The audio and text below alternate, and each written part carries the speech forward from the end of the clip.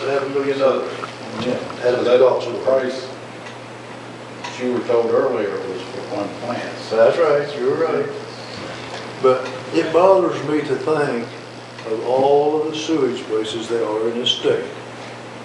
Tell me one that's got a chiller. So why are we singled out, of course you can't answer that, but why are we singled out to where we have got to have two? It's just doesn't seem quite fair. I think that's a question.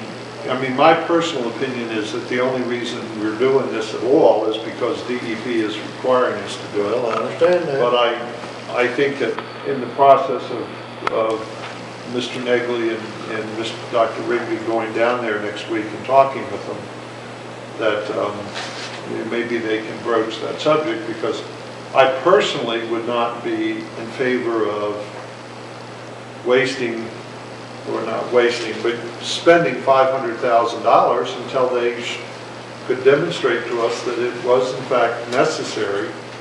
$1 million.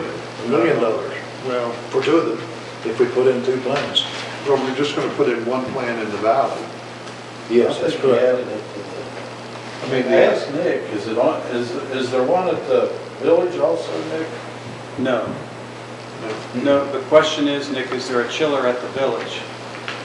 No, we did not include that Okay. function in the building. all right, so, see, what I would say is, I mean, as we're comparing apples to apples here between the sites, all the sites have chillers in them. So, you know, if we can take them out, we can take them out at any site that we select them. But when they go down there next week with the DEP, I hope that that would be an issue in terms of, you know, is this something that we really absolutely have at this point in time? Well, if you recall, it's the DEP interpreting the DNR's requests, and we've just not heard from the DNR, so that, yeah, well, it'll certainly be an agenda topic. Right. Chris, if so, we do have to have it. Yes. Well, you know, it's hers ain't somewhere else in the state though. I mean, it just don't seem quite fair to me. Of course, It's there's pretty the law, popular, it's a pretty popular fishing area. and we're gonna do whatever, oh yes it is. We're gonna do whatever they say Okay. because we got that. I'm ready to go to the sites.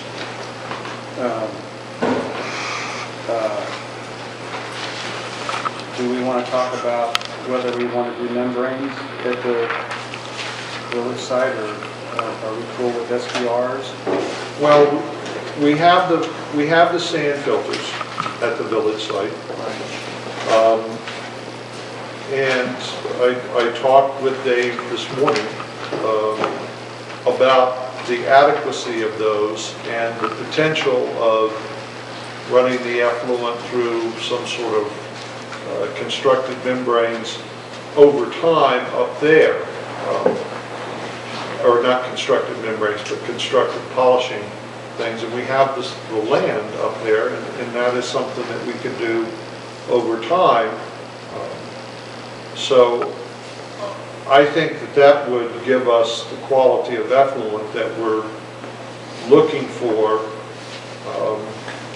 without the necessity to go to membranes, which would be a whole lot more expensive at the top based upon the volume of that than it would be at the bottom. At the bottom, it's only $200,000 difference. At the top, it's $700,000. And I think that the sand filters will get us to where we need to go at the current time, and we've already got the sand filters. And I mean, those are excellent sand filters. So I would say just go directly to the SBR and pump the Silver Creek sewage to Snowshoe. And that gives us, for that option, $8,229,000. And that takes care of How the much, top. how much, David? $8,229,000. And Adding it, right? what total do you get? The 19.4 for the total thing at the bottom of the line, it pays 18.7. 19,439,420. Yeah. That's at 7A, and if you go to, 712? if you go to, well, 712 is just several $1 million more. But if you go to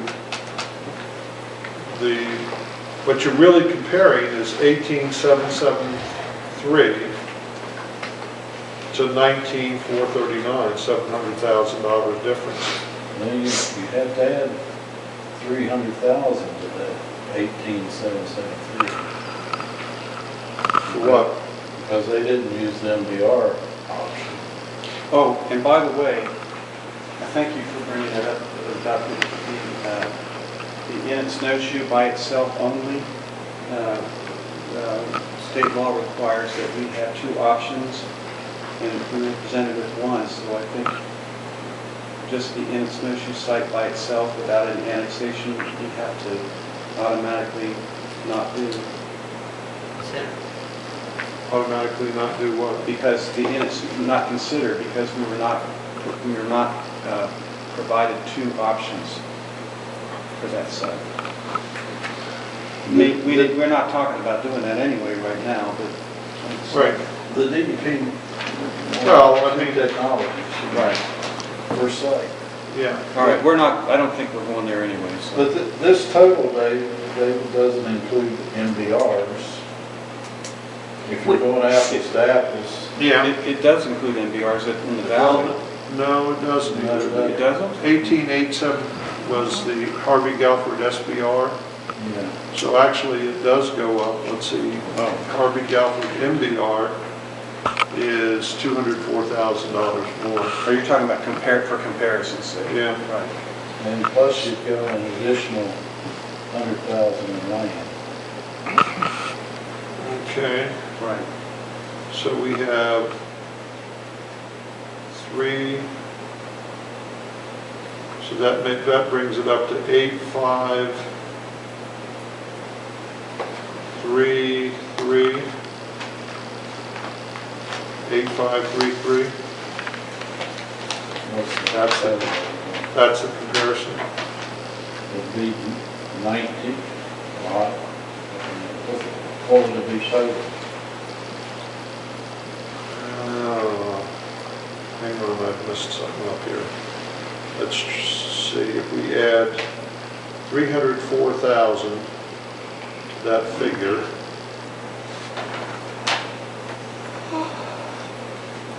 we are at 19.1. 880,770. I'm getting 19,077,880. And that's for which option? That is for the lowest, that's for the MBR at the Harvey Galford site. Okay. With an additional 100,000 for land acquisition. Okay. Is there any other discussion? Well, sure. So now we're basically, the concept is 19 million, the total will be 19,077,880 to go to the MBR, to utilize the MBR at the Valley Solution at the combination Inn and Galford site, and 19,439,420 to utilize the 7A site.